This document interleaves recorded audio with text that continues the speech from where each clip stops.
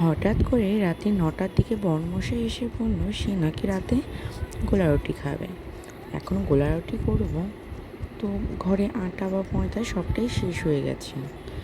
তাই হঠাৎ করে মনে পড়লো ওটসের তো রুটি করা যায়, তাহলে ওটসে গোলা রুটি করে দেখি একটু।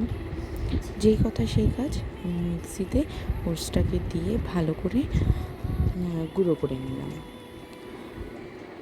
আমি ফার্স্টে বুঝতে পারিনি, আমি ভেবেছিলাম অল্প একটু হবে, তারপরে দেখলাম জল দেওয়ার সাথে সাথে এটা অনেকটা বেড়ে গেল। তো এটাকে একটু টেস্টি করার জন্য একটু পেঁয়াজ, একটু লঙ্কা, একটু আলু কুচিয়ে নিয়েছিলাম। কুচিয়ে নিয়ে সেটা আমি ওটসের গুঁড়োটার মধ্যে দিয়ে দিলাম, দিয়ে ভালো করে জল ও লবণ দিয়ে গোলা রুটি যেমন করে গোলায় সেরকম একটা গুলিয়ে নিব।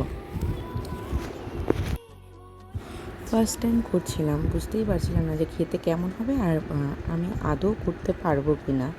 তো দেন করছি, দেখো তোমরা সবাই।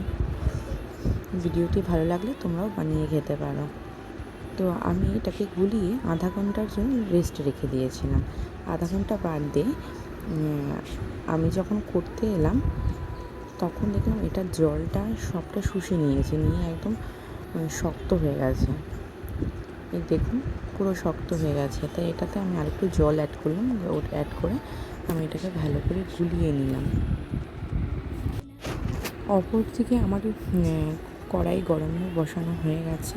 তেলটাকে একটু ভালো করে গরম করে নিয়ে তারপর আমি গোলা রুটির ব্যাটারটাকে দেবো।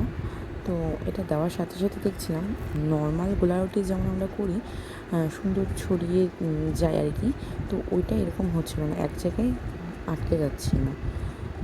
কড়াইতে লাগছিল না, কিন্তু মানে এটা ছড়াচ্ছিল না। আর এটা উল্টাতেও আমার খুব অসুবিধা হচ্ছিল, এক হাতে ক্যামেরা ধরে আর এক হাতে উল্টাতে খুবই অসুবিধা হচ্ছিল।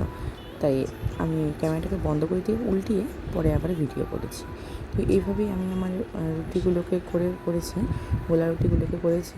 তো লাস্টের দিকে একটা গোলা রুটি আমার ভেঙে গেছিলো। তো এই ছিল আমার আজ ওটসের গোলা রুটি। ভালো লাগলে অবশ্যই